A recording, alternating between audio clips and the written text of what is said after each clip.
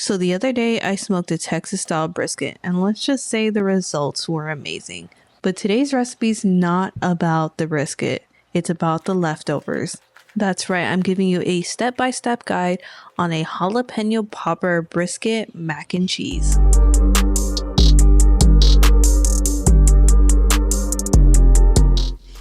Hey friends, I'm Bridgie from Bougie Texas Barbecue, and I'm super excited for this recipe. I basically made a Texas Twinkie inspired brisket mac and cheese, hence jalapeno popper brisket mac and cheese. Love Texas Twinkies, they are so delicious. I was like, you know what, I bet you I can make a brisket mac and cheese that tastes almost like a Texas Twinkie with the leftover brisket that I had in the fridge. This recipe is not only a cheat day recipe, but it is a crowd pleaser. So let's get into it. Pepper jack cheese, sharp cheddar, and Monterey Jack cheese. But this is not your ordinary Monterey Jack cheese. It's a Monterey Jack cheese infused with jalapeno peppers. And yes, I'm aware that pepper jack cheese is basically Monterey Jack cheese with peppers, but pepper jack cheese usually has a blend of jalapeños, serranos, and habaneros. To get that Texas Twinkie flavor, I want more of a strong jalapeno flavor. So this cheese blend that I found at my local grocery store is just Monterey Jack cheese and jalapeno. And it definitely did work. It got a really strong jalapeno taste. But if you can't find a Monterey Jack cheese similar to this one, you can really use any bold flavored cheese. It's ultimately up to you. This recipe will work with any style of cheese, but if you want a close to a Texas Twinkie flavor, use this combination or anything close to this combination. Enough about that. Let's get into the next steps. Let's make our cheese sauce. So I preheated this cast iron and my Bronco is steady at 300 degrees. Give it a few seconds to melt before adding your evaporated milk and heavy cream. Now, I know there's a lot of people who can't master a mac and cheese roux, so this recipe's for you. We're gonna use cream cheese instead of flour. Now, the cream cheese is absolutely gonna take a little bit extra time to render down, but that's okay, because we want this mac and cheese to have that jalapeno popper Texas Twinkie flavor.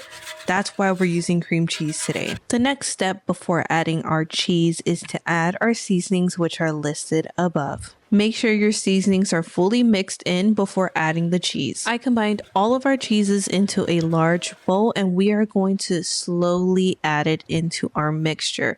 And when I say slowly, I mean about a handful. And then you're going to whisk it until it is completely melted before adding your next handful of cheese. I used about half of the cheese that I shredded. And you're going to continue these steps until your cheese sauce becomes thick, creamy, and stretchy. If you made mac and cheese from scratch before, you know exactly the texture I'm talking about. It should look just like this. I'm very happy with the texture, so you're going to want to remove it from the heat immediately. It is very important not to overcook your cheese sauce. And now you're going to add your cheese sauce directly onto your noodles. Now let's talk about our noodles. Our noodles should be almost completely cooked, but not fully cooked. They should have what I like to call a soft crunch. So if you ever cooked pasta before and it's like, oh, I needed like a couple more minutes, that's the texture I'm talking about. Because what's going to happen is if you use fully cooked elbow noodles or any pasta for that fact, is that when we throw it back onto the smoker, the noodles are going to overcook and your macaroni is going to be mushy, which is not a good texture. That's not the texture that you want. And that pretty much covers everything when it comes to the noodles. All I can say now is just to make sure all the cheese sauce covers all the noodles before layering it, which is our next step. This next step can get a little messy, but that's okay. In the same cast iron pan that we made our cheese sauce, go ahead and layer your macaroni. If you're wondering why on earth would I layer mac and cheese, here's why. When I hear brisket mac and cheese, I'm thinking brisket mac and cheese, like you're going to get a bite of brisket in each bite of your mac and cheese, not just sitting on top of the mac. And it's a great way to optimize your leftover brisket, if you have any. I smoke a lot of briskets, so I normally do have leftovers. Or even if you want to smoke some brisket trimmings, that will work for this recipe too. Off to the next step, add a good amount of diced jalapeños and some cooked bacon. Last but not least, before adding another layer of macaroni, add some more cheese. That way it can have a gooey center. Add the remainder of your macaroni noodles and the remainder of your cheese. Now here's the twist. Instead of having like a panko or breadcrumb crust, we are going to have a jalapeno and bacon crust. It's going to be delicious. Place your macaroni back onto the smoker and smoke at 300 degrees for about 30 minutes or until the cheese is melted.